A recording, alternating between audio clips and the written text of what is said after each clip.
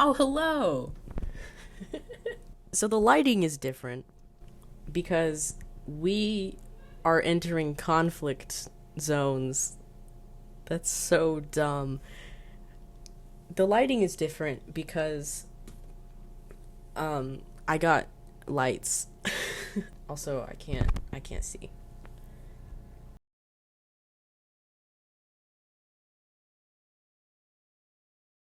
Welcome to the video. This is part 2. If you didn't watch part 1, you might be confused. Or it doesn't matter and nothing's real. So, episode 4, Phantom Traveler. There's not a lot to say about this episode. It's very fun character-wise. It introduces demons to the world. It makes Dean more interesting and funny and like caring. Specifically with the flight attendant, the way he tries to save her, like he's trying so hard to just get her off the plane. I don't know. It's really it's really endearing, at least for me. The episode actually makes Sam more annoying to me. I don't know. This episode gives him like little brother savior vibes, and I just don't like it. He just is annoying. I don't know how else to describe it other than he's just annoying. The episode's definitely more plotty, but like towards the end, because we find out a couple of things. First, John actually cared about Sam, and second, we found out that John has changed his voicemail, which was previously shut off, to get people to call Dean instead of him. So what this tells me is that either John is just gone forever, or he's going on a suicide mission and is going to be gone forever. And it also shows us that he's putting more faith in Dean. Like in the first episode, Sam is like, Dad let you go on a hunt by yourself? And Dean jokingly says, I'm 26, dude. But, like, he also hasn't gone on hunts alone. Yeah, so John's, like, suicide mission, we put this together as the season goes on, but this is, like, the first mention. Why else would John change his voicemail to have people call Dean for help? Unless John is going to be gone or indisposed for a while at least. Like why would he do that? Is he's gonna be gone for a while? Probably. That's why he probably did it. I don't know. I mean, I'm no genius, whatever. Another thing, the demon brings up Jessica, which is Sam's now dead girlfriend. For some reason, Sam freezes at this information. There are a couple of like reasons why, like maybe he heard her name and he's just like so grief stricken that he's like, why'd you say her name? Don't say her name. Or it's like, a demon knows about Jessica? What? Or he's concerned because a demon knows about Jessica and he has a secret about Jessica that we don't know yet. But he asks Dean, like, do demons lie? And Dean's like, yeah, all the time, man. And then he's like, would it ever tell the truth? And Dean's like, maybe just to mess with you? I don't know. Oh, okay. Sorry. Got lost in the sauce for a second. I love that phrase so much. Lost in the sauce. It's great.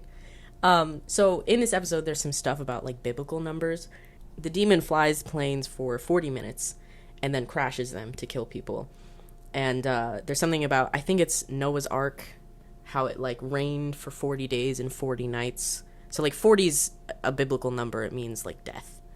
At least that's how it's explained in the episode.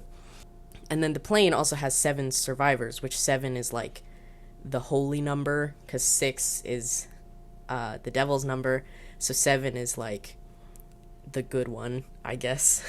I don't want to read too much into it because it's not really like brought up in the episode itself.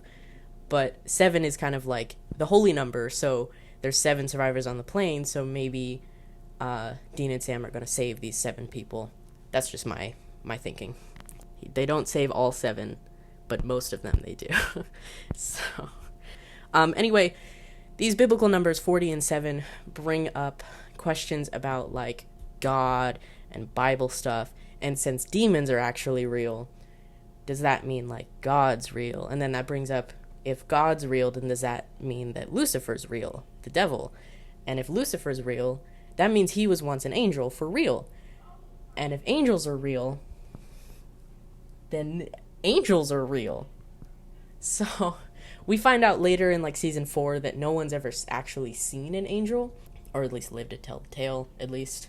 So far in the story, we think angels aren't real, but demons are. Lucifer can't be real because angels can't be real, and then God's probably not real because, but somehow demons are still able to be real. Anyway, all of this God Bible stuff connects to the larger 5-season story of Supernatural, which brings in demons and angels and archangels and God himself, sort of. Final thoughts about this episode. It's fun. It's kind of forgettable, but it is really interesting because most of the episode takes place on a plane, and that's never been done before or since on Supernatural, so it's interesting. And fun fact, Dean has a fear of flying, so I mean, it would have been cool to like explore that more, but it's fine, whatever, I don't care.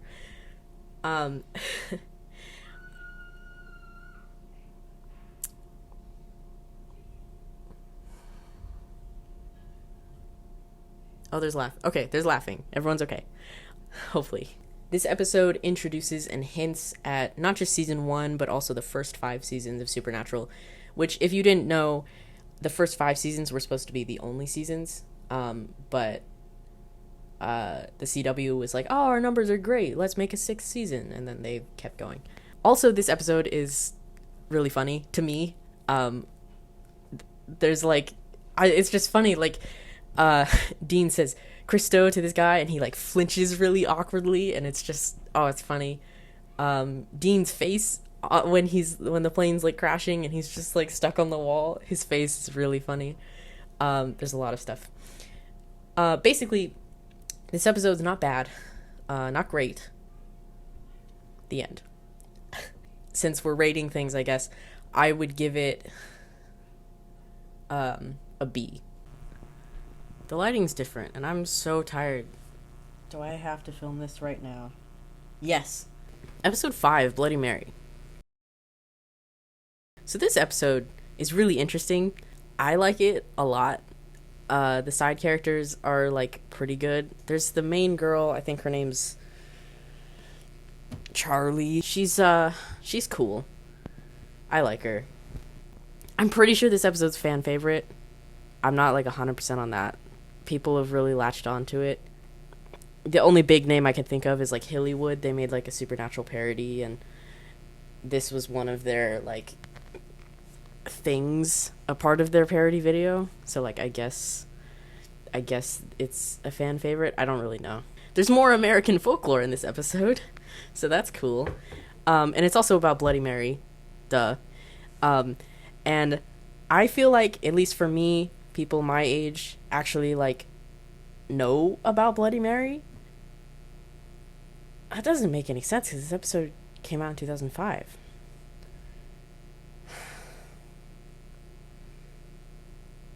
Oh my god. Sorry, I just had like I literally forgot that this episode is like 16 years old already. What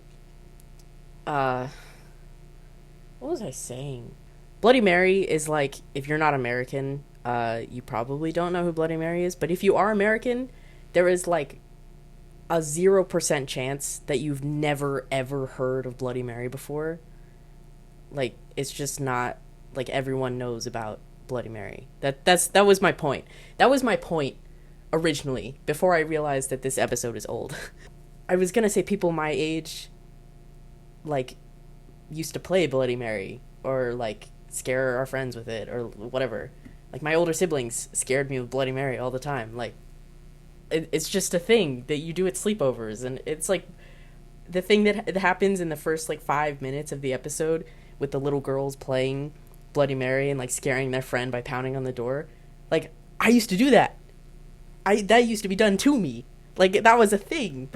And they just captured it. It's just, Bloody Mary is like American. I don't know what to tell you. We have to talk about it. Okay. This episode is another plotty episode, but all of the plot happens at the end of the episode, and I don't like it. I also don't like the end of this episode. It's fine, whatever. We find out that Sam blames himself for Jessica's death. Really? Wow. We find out that he had visions of her death days before she died. Wow. For reasons that are not explained and never are, Sam annoyingly doesn't tell Dean about the visions. He's like, there's some things that I gotta keep to myself. And I'm like, why? Why? Tell me why. But he doesn't. It's fine. Dean is also conveniently not in the room when Sam just like exposits all over us, and I really hate the exposition. I hate it.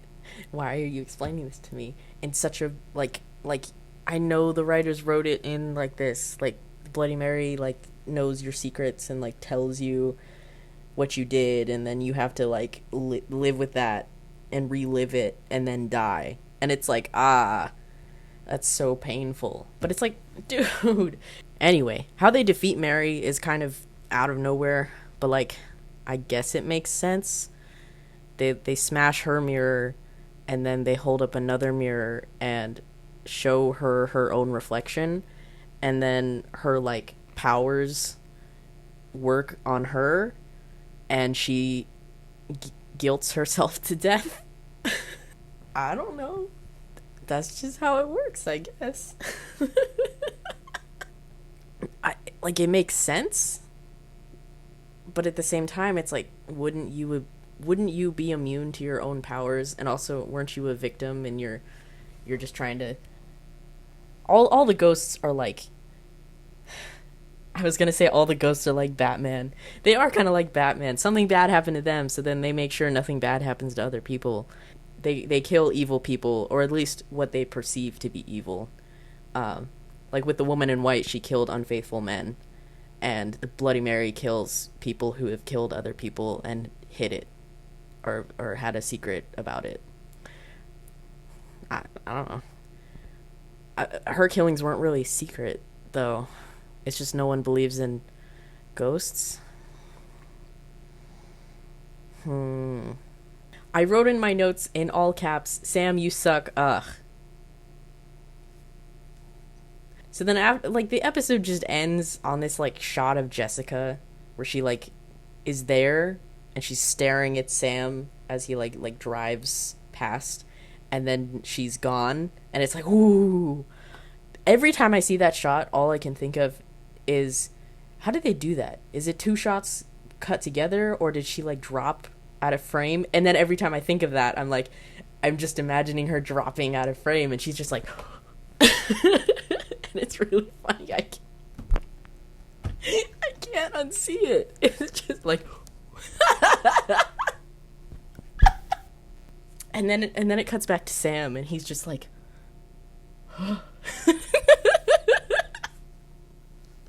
It's so stupid. And then the episode just ends. And I'm stuck picturing the actress just dropping out of frame. And Sam makes this like face. He's like, oh no. And it's like, I don't care. Why are you making that face? Stop doing that. Just don't. But the whole interaction between them two has like this whole air of like, pay attention to me, please keep watching, and it's like, dude, I'm watching it, relax. but they don't relax. Final thoughts. I like the plot of the episode. I don't really like the ending. I kind of wish it was different. I wish instead of being told about Sam's visions, I wish we had gotten to see them a little bit, or like just cut this part out of Bloody Mary and just sprinkle it throughout the season better, more. Like maybe there's a flashback where Sam's with Jessica and he's like having like a flash of her death, and then he wakes up, and then we cut back to him with Dean, and it's like, oh, you could have done this so much better, and you just decided not to. But it's fine. Last but not least, I hate Sam, and I hate his goddamn visions. This episode gets a C. Moving on. Episode 6, Skin. So I don't know about you, but I have totally been wearing a Supernatural t-shirt this entire time. Go back through the whole video. I'm wearing it the whole time. I'm not lying to you. I've been wearing it the whole video. Alright, okay. Episode 6 is, in my opinion, a game changer of an episode. The horror is a little bit better. Well, it's more psychological rather than like physical horror. It's also gross. This episode makes like there's this one sequence where I watch it and I'm like, the whole time I'm like, oh god, I don't want to look at it. Just, is it over yet? Oh god, oh no, I saw it again. It's gross. The story is pretty interesting. I like that Sam's roommates are like the catalyst for the story, and I like how they frame it, and they're not like the best side characters, but it's interesting.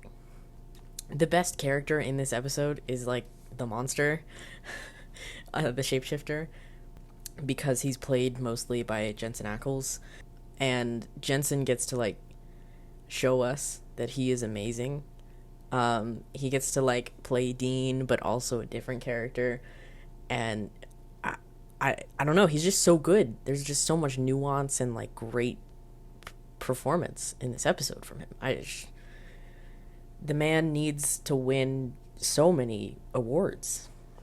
The shapeshifter's powers are explained really well, and this also plays into the game changer aspect because we get some like actual real characterization of specifically Dean, but a little bit of Sam. Not really, but like a little bit. I'm gonna turn the intensity of this bad boy down a little bit. Perfect. I changed my mind.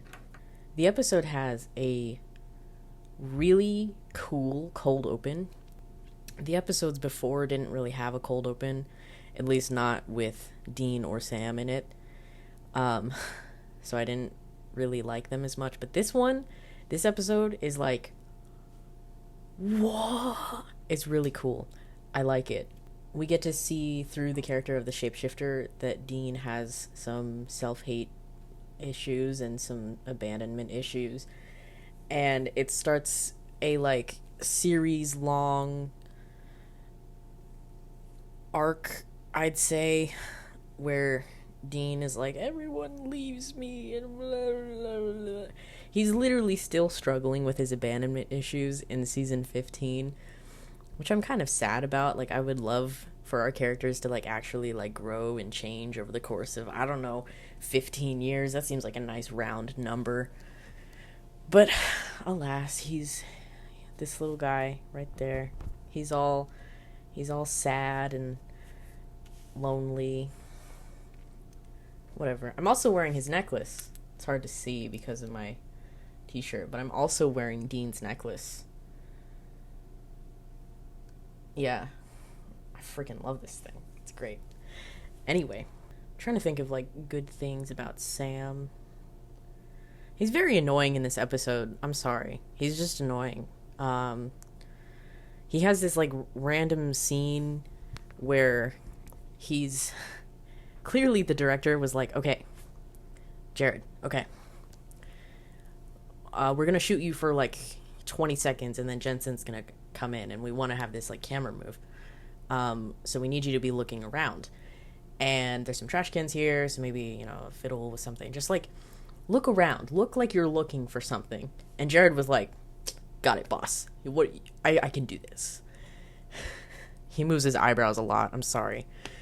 So he was like, yeah, I got this. And he just has this like 20-second block of time where he's next to trash cans because that's all that's in frame. He's literally like looking up and around and like looking for stuff. And then he just opens the trash cans for like barely a second and just closes them immediately. And then opens the second trash can and he looks in and then he like does a double take and then he closes it again. And on the top of the trash cans, it says dry newsprint only. Why are you looking in a trash can that only has dry newspapers in it?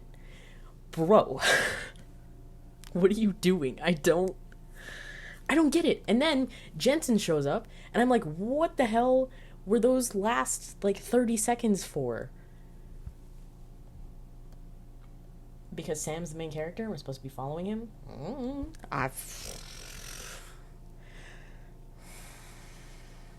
Disappointed! Good things about Sam. I like his jacket in this episode. The brown one with like the hood and like the zipper. I like that jacket. I kind of want that jacket. Not because he wears it, but because I think the jacket looks nice. Like if I saw it in a store on a mannequin, I would buy it. But I didn't see it on a mannequin. I didn't see it on a mannequin. I saw it on a piece of wood. Oh, that was so good. I don't think I can ever try and say that again without laughing. I like the plot of this episode. Basically, it's this girl meets with her old college buddy, Sam, and his brother comes along. And she meets this brother, and his name's Dean. And he's a little weird, but she's kind of gonna ignore that. And then she finds out that Sam and Dean lied to her about Dean's job to get into a crime scene, which she's like, that wasn't cool. My brother might be going to jail now because of this, because you did this. So she's mad at them. And then Dean comes over later that night, and he tries to explain to her, like, hey, we're sorry. We went into that crime scene because we're hunters of, like, supernatural creatures, and we're just trying to protect you and, like, your brother and, like, other people. And, like, we had to lie to you because I sounded sane, you know? And it's hard to believe. I understand. So, like, we're sorry. And then he starts being weird and like sexual and like creepy, and he tucks her hair behind her ear, and she's kind of like, yeah, no, you should leave. And he's like, I'm sorry, hey, whoa, hey, whoa. And then he like leans in and like smells her or something, and she's like, all right, now you need to get out of here. And then this amazing little thing from Jensen where she's like, what's wrong with you? And he's like, what's wrong with me? What's wrong with you? And like gets in her face, and she runs, and he has this like moment where he's like, ah, because he's actually the shapeshifter, and he's like, my plan is going the way I want it to. Yeah.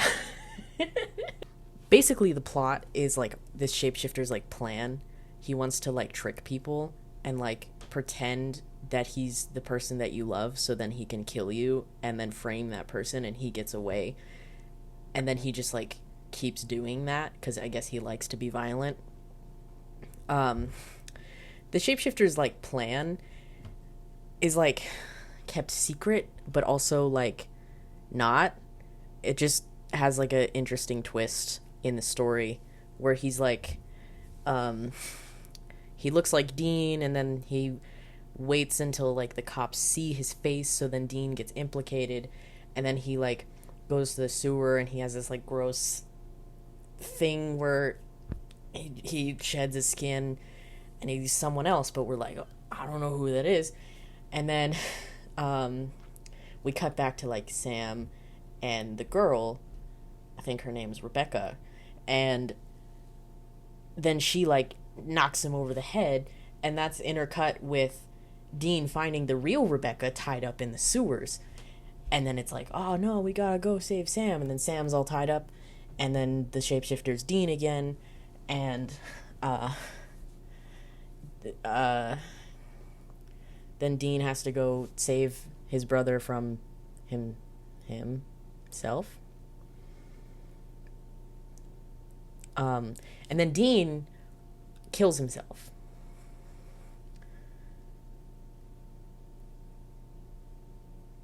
He kills the shapeshift. He doesn't commit S word. He kills the shapeshifter.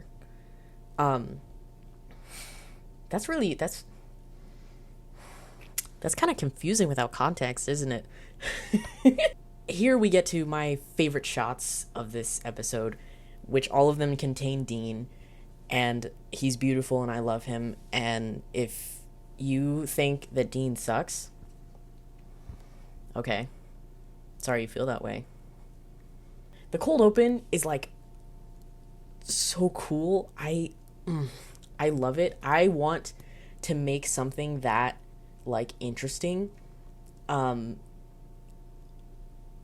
soon at some point in my film career. Like I want to do that. And the cold open is like a really awesome hook. I know I keep talking about it.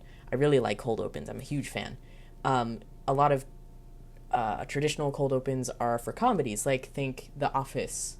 Some cold opens are like, oh my god, heart pounding, terrifying, and then you get to that scene later in the movie, and usually the climax, and then you get more context for that. That's more in like action movies though. So this cold open in episode 6 is really good, and I love it, and it really hooked me into the episode. And the first time I saw it, I was like, what? Like, I knew Dean like kills stuff, but that looks like a innocent woman. There must be like an explanation. Like, that must be a monster. She's not like a real woman, right?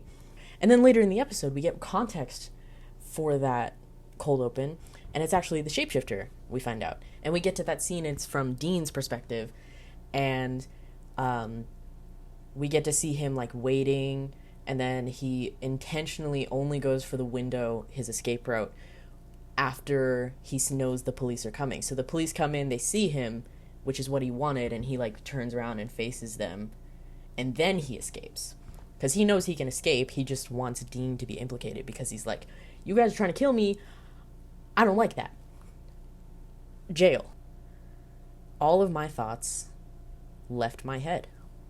Just like that. A couple of nitpicks that I personally don't like about this episode. This is the first time where one of the characters convinces another character to start the plot of an episode by saying, we've looked into less. When I tell you that this like frustrates me to no end, I really mean it. I really, really mean it. Just saying that you've done something before doesn't mean that anyone will believe you. And just saying two people, like the line is, one person in two places. We've looked into less. And it's like, when? When was the first time that you decided, there's not a lot of evidence to support our theory. Let's look into it anyway. When? When did you do that? It just really bothers me. I don't know. It's really lazy writing. And I know writing's hard. And they just wanted a quick way to, like, get both boys on board so they would do the hunt and go into the plot. And, like, I get it. You could have also just, like, been like, that's weird. We have evidence that he was in this place and this place at the same time. We should look into that. Kind of sounds like our sort of thing.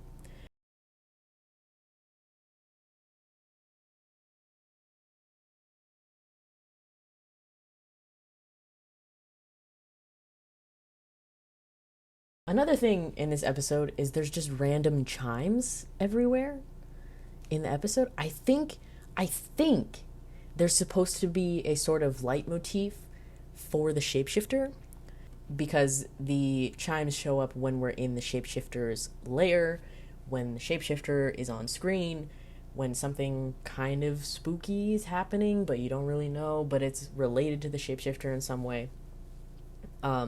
I think it's supposed to be like a theme for the shapeshifter. It's so random, just like random chimes. Okay, cool. Also, this episode, at least on this rewatch, this is the first instance where I've gotten annoyed at what I've called Winchester ease. So, this is Eric Kripke's way of making his dialogue interesting. Or Robert Singer, whichever one. Both of them together, either one, whoever it is. They use gank instead of kill. They use Vulcan mind meld instead of psychic link, which is like, it's cool. It gives something to Dean's character. He's the nerd. He knows all the pop culture references, but like every other line is like, can you just say it in normal? Can you just talk normally? It's like, it's so straightforward that it makes me annoyed, because it's like, I get it, you have like a different like dialect, so you say different words than me, but like, you can just say, we're gonna kill the monster, rather than, I'm gonna gank him. And it's like, bro, just say kill. I'm gonna kill it. I'm gonna kill it. But I do get it. There's like a lot of repetition, and like, they don't want to use the same words, and they don't want every episode to be like the same, and blah, blah, blah. I get it. I understand. The Winchester ease, it hurts after a while. It's like hard to. Okay, that took forever. Final thoughts. I really like the mystery box style of this episode. It's not like J.J. Abrams' mystery style box. It's a little bit different, because the cold open is like a really good hook. It's like a in medias res way to start the episode. And then we go to like 1 week earlier. And then it's like, well, how did we get there? Can I see what happens now, please? And then that's what the whole episode is about. The episode, honestly, like, mystery box is probably not the right way to describe it, because the episode is weirdly, like, straightforward. There's not a lot of, like, hiding things and then shocking twist. It's really hot in here, okay? I know you know. I know you know that I'm not telling the truth. The last thing I wanted to talk about is this episode brings up and promotes, really, a very lonely, antisocial lifestyle. The Winchester brothers save people all the time. They get to meet a lot of new people, but then they never get to see those people ever again. So any relationship that they've created, like Dean and Lucas from episode 3, we never get to see it ever again. And the boys, they just go from city to city, town to town, state to state, and they're just really lonely. And all they have is each other, which starts the series long we're family, and family is the most important thing. But also, this is good. Family's good. It's good. But also, it promotes a very codependent, unhealthy, I can't live without you, and you can't live without me thing. I mean, it's not, like, abusive, so it's not, like, bad. But it's still, like, I literally can't survive my life without you in it.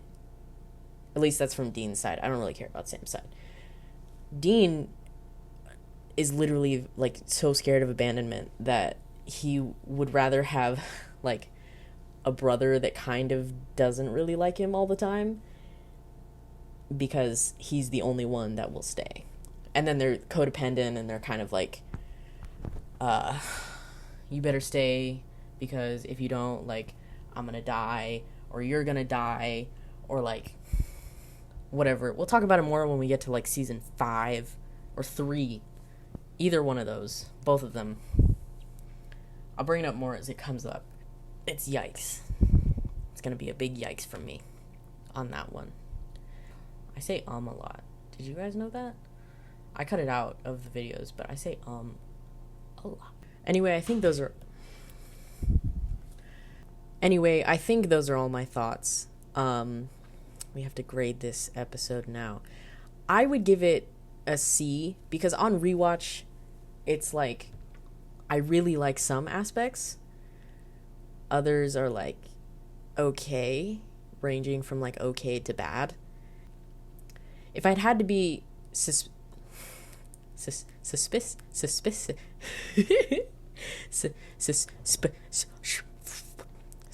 I was trying to say specific. If I have to be specific, I would give this, like, a C+, B-, kind of that territory. But I'm going to stick with C just because I don't like the themes of this episode. I love some of the shots. I love some of the characterizations, and I love some of the sequences. There's also just, like, gross, and then also Jared Padalecki. I don't know. On rewatch, it just, like, wasn't as good. I don't know. Next episode. So my friend asked why I hold the microphone when I record videos. So now I'm self-conscious about it. So now my microphone's on a cup. Basically today, I am in a bad mood. So I decided to make a video because I want this to be recorded forever. So here we are. Episode 7, Hookman. I'm gonna be really honest. I don't like this episode at all. This episode is like, the script is okay, like, it's interesting. It could have been better. But it wasn't terrible. The actual episode itself is not good. The first 5 minutes are really bad. Every time I see it, I'm like, can we just skip this part? Every time. And the story is, like, about a super cliche, uptight, religious girl. And it's like, yeah, I haven't seen this a million times. The acting's really bad. I don't even know who or what Hookman is. So I can't, like, be like, oh, that's cool, it's Hookman. Like, okay, it's Hookman, whoever that is. I literally, I queued this episode up, and I was like, can I skip this one? I don't have to watch it, right? But then I was like, no, I have to, because I gotta review it and stuff. It was literally just, like, too long. It was too long. I wanted to skip it. They could have just, like, cut a lot of things out. I don't know. I was just bored. I was really bored watching this episode. The things I do like, Sam and Dean have nice B&E skills. Dean messing with Sam, like when when Sam's like painting the guy, and Dean's like, you missed a spot, and then he makes that face where he's trying not to laugh, but he wants to laugh. That one was good. That was good. Dean in general, he's pretty adorable to watch. So like I like watching Jensen Ackles act. You know, the special effects are kind of cool. There's one where they like, I think how they did it, I'm not for sure on this, but I think how they did it is they made a wall, right? And when they were putting the drywall in, they put like a wire or something in the drywall, and then they pulled it, and then when the drywall is, they let the drywall dry, and then they pulled the string so that the drywall like rips out. And when if you take out the string in post-production, then you just have it ripping through the wall, and then it looks like the hook man dragging his hook across the drywall, and it's like kind of scary.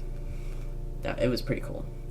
The fake blood, aces, good job. Except my only complaint is in this scene, I like these shots, but my only complaint is all of that blood would be dry.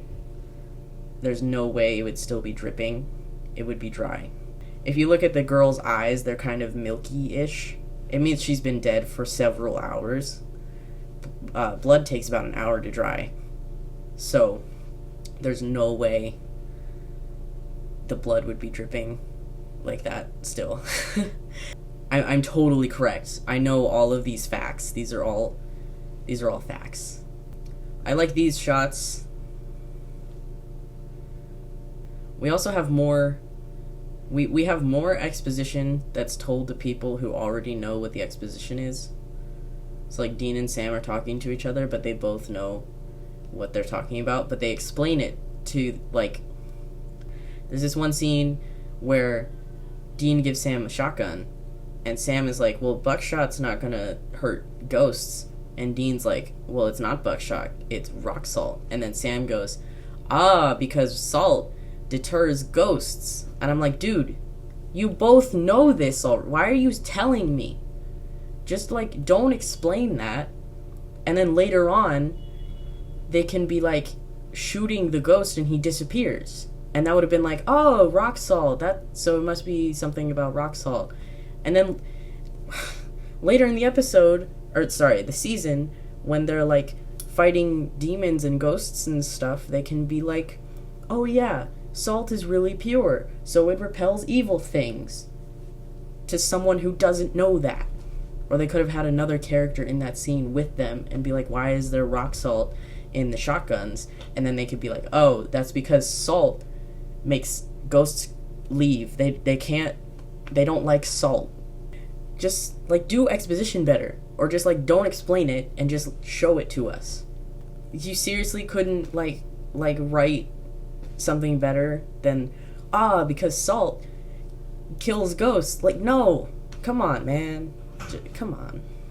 This episode is, like, really long, and when I was watching it, I was like, can we wrap this up? Can we keep going? Can we like merge these two scenes? Because there's literally a scene where Dean and Sam are, like, in a library talking, and then the next scene is them in a party talking. And it's like, why didn't you just merge those so that they're just telling us everything we need to know all at the same time, rather than, like, have them move from this location to this location, but keep doing the exposition. Like, you couldn't like find a better way to deliver the exposition rather than, like, just telling us? Really? Okay. This episode gets a D because it's bad. It's not the worst episode ever. But it's not good, and it's not okay. It was bad. So, D. I think this is the end of part 2. I got to episode 7, so that's like 4 more episodes. but we're 7 out of 22. We'll see how this edits. And if the video is ending now, then that means that I decided to end it here. But if it's continuing, then this part doesn't matter and I can cut it out. But if the video is over now, thank you for watching. I'm tired, so I'm gonna sleep, probably. Go watch Supernatural, and tell Harry you say hi. He's gonna be saying hi to himself also. So Harry, say hi to yourself. Go watch Skittles TV. Okay, bye.